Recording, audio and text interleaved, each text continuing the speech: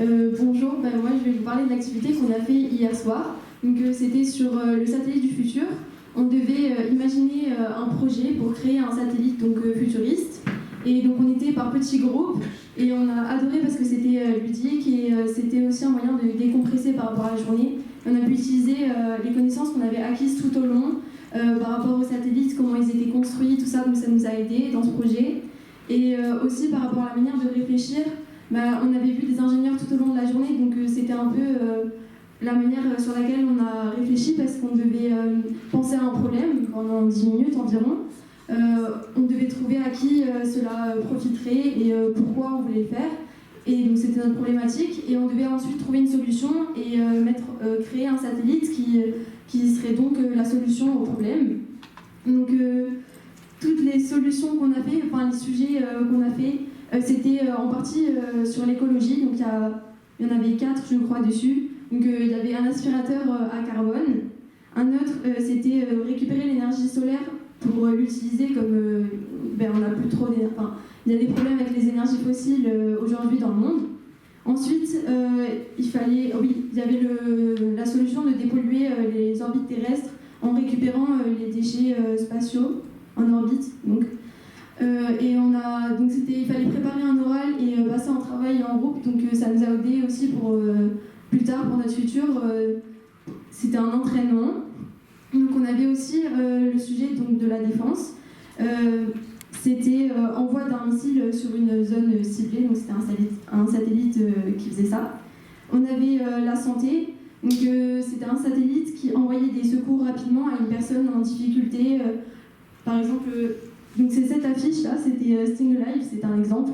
Et c'était une mamie qui avait une crise cardiaque. Et avec une puce qu'elle avait en elle, le satellite prévenait un hôpital en leur donnant ses antécédents pour qu'ils puissent la retrouver et qu'elle soit prise en charge. Pour finir, on avait la colonisation martienne. Donc c'était pour des futurs colons martiens, des envois d'informations terrestres comme la télé ou les réseaux sociaux, etc. Là, c'est une photo qu'on a prise à la fin de la journée. En fait, j'ai déjà dit ce que je vais dire, mais on a particulièrement aimé cette activité déjà parce qu'on était en autonomie et c'était aussi ludique. Enfin, on a pu imaginer, on était très créatif, on était très libre de créer tout ce qu'on voulait, on pouvait oser tout ça et ça c'était particulièrement enrichissant de pouvoir faire tout ça. Donc je vais passer à la suite. Donc, on va maintenant parler de l'AIT. Donc, c'est la première activité qu'on a fait sur le site. AIT, c'est l'acronyme de Assemblement, Intégration et Test. À Toulouse, il y a uniquement la partie intelligente du satellite et l'assemblage se fait à Cannes.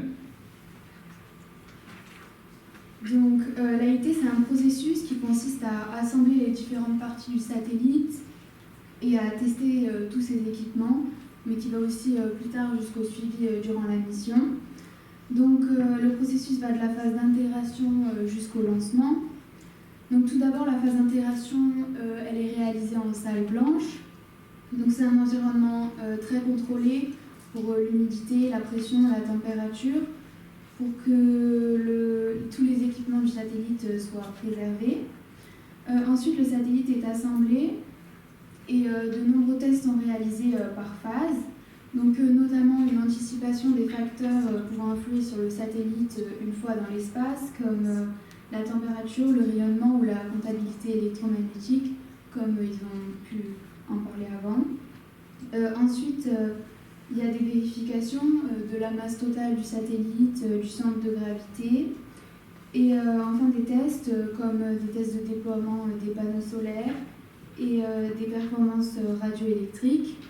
Donc toutes ces vérifications, elles ont pour but de vérifier que le satellite sera opérationnel pendant sa mission. Et une fois qu'ils sont réalisés, le satellite peut être transporté vers le pas de tir afin de réaliser le lancement. Et une fois lancé, le satellite est suivi tout au long de sa mission. Donc la visite dans la salle blanche était ce que nous attendions sans doute le plus, mais on a été un peu déçus de ne pas pouvoir la visiter finalement à cause du départ imminent d'un satellite.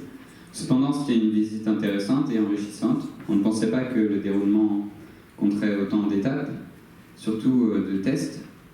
C'est donc un étonnant travail d'équipe superposant différents métiers, tous nécessaires à la réalisation finale du satellite. Donc, tout à l'heure, Stéphane Lescous nous a présenté la cybersécurité. Donc, il a eu un parcours assez atypique. Donc, en fait, il a fait d'abord l'armée et ensuite il s'est spécialisé plus tard dans la cybersécurité. Et donc, ça nous a permis aussi de découvrir un parcours moins classique qu'un bac scientifique et après des masters, licences ou prépa, etc. Donc, c'était très intéressant pour nous. Et donc, la cybersécurité, c'est un secteur qui est de plus en plus important parce qu'avec l'augmentation des objets connectés, il y en a de plus en plus autour de nous. Donc, il y a plus besoin de se protéger des vols, des piratages, etc. Donc, on a appris qu'il fallait faire très attention et se protéger parce que c'est de plus en plus important du coup. Et donc, pas seulement les satellites et ce qui tourne autour du spatial, mais aussi nos téléphones par exemple, où on peut mettre une prise jack pour couper le micro, etc. Ou l'éteindre, ou au moins le mettre plus loin de nous pour éviter qu'on nous écoute, etc.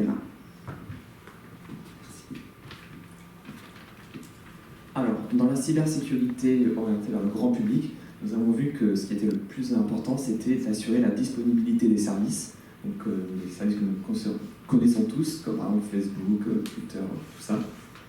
Dans les entreprises, ce qui est très important, c'est d'assurer la confidentialité des fichiers et des dossiers qu'on a dans une entreprise. On sait qu'une fuite de données peut être très grave pour un projet. Et dans le domaine spatial, la confidentialité, l'intégrité et la disponibilité sont placés au même niveau. Ces trois domaines doivent être protégés à leur maximum.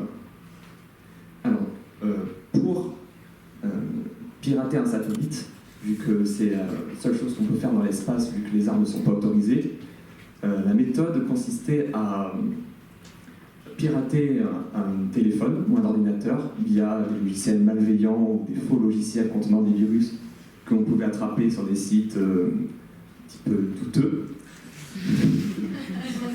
et qui ensuite modifiait les informations qu'on envoyait au satellite, ce qui pouvait après causer beaucoup de dégâts, comme par exemple sa mise en panne, ce qui aurait des impacts très importants pour la société. Mais donc grâce au travail des experts en cybersécurité, les données qui sont envoyées au satellite sont protégées et filtrées, ce qui permet de bloquer ces attaques. Ok, donc ce qu'on en a retenu, c'est qu'il y a 4 grands piliers. Il y a 4 piliers essentiels à la sécurité. Donc en premier, on a la gouvernance, les chaînes d'approvisionnement, la maintenance et donc les règles de sécurité. Donc il y a 9 règles de sécurité, par exemple analyser les risques du système et vérifier que le design, tester le design. Et donc je pense qu'on a tous apprécié cette présentation dans ce groupe. Parce que moi personnellement je savais pas qu'en fait la cybersécurité justement c'était autant sécurisé, même si c'est dans le nom, je pensais pas qu'il y avait autant de règles etc à respecter. Et voilà, et en conclusion on a retenu que la cyber c'est super. Alors, je vais juste rajouter un petit mot pour compléter ce qu'a dit Elisa. Ce qui était très intéressant, c'est que déjà la présentation était dynamique, ce qui était très intéressant, on ne s'ennuyait pas.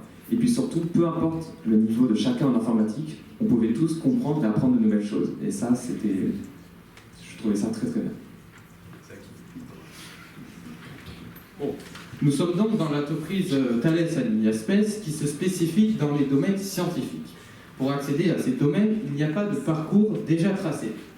Selon les métiers, les études seront plus ou moins longues. En effet, si nous ne sommes pas forts à l'école, nous trouverons quand même un métier qui nous plaît. Durant les études, il y aura différents stages ou alternances. Et les stages nous permettront de découvrir les entreprises et les métiers, et les alternances de nous faire embaucher auprès de ces entreprises. Nous avons donc besoin de contacts. Il faut donc oser de se renseigner et ainsi de découvrir différents domaines, comme nous l'a présenté Lauriane ce matin. Il y a aussi une grande diversité chez Thales et Thales Alenia Space. Tout d'abord, une égalité homme-femme, et ensuite de nombreux métiers dans différents domaines. Il y a aussi une possibilité d'évoluer. Le domaine, d'abord dans les domaines, on peut se spécifier dans un seul sujet et ainsi alterner entre Thales et Thales Alenia Space. Et ensuite, on peut aussi évoluer dans Thales. Par exemple, on peut passer de manager à ingénieur, puis d'ingénieur à chef d'équipe. Pour conclure, des parcours inspirants qui font rêver et qui donnent envie. Merci.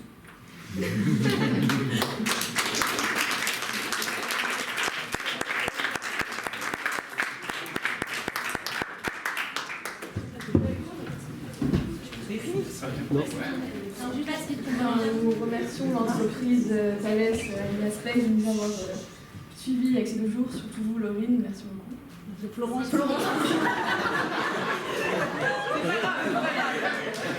On vous oubliera pas.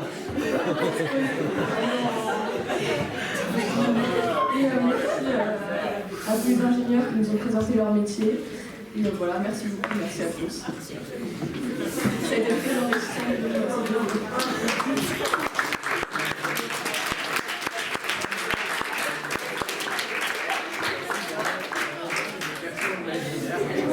Donc moi j'étais ravie de vous accueillir, ravie de nous voir tous souriants, ça fait très plaisir. Et il y a vraiment un seul mot que vous devez retenir, oser. D'accord ?